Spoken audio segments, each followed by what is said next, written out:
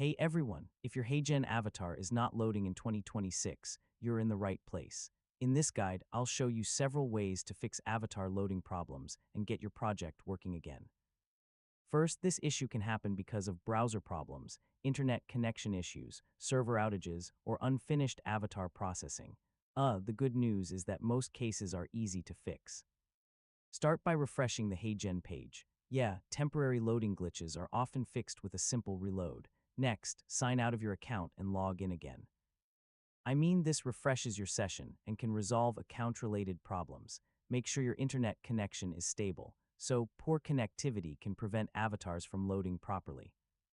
If the problem continues, try using Google Chrome or Microsoft Edge. Yeah, some browser extensions or settings can interfere with HeyGen. Ad blockers and privacy extensions sometimes block HeyGen resources. Temporarily disable them and reload the page. Clearing your browser cache can also help. Old files stored in your browser may cause loading issues. If you recently created a custom avatar, give HeyGen some time to process it, so new avatars may not become available immediately. Sometimes the issue is caused by HeyGen servers. Yeah, temporary outages or maintenance can prevent avatars from loading.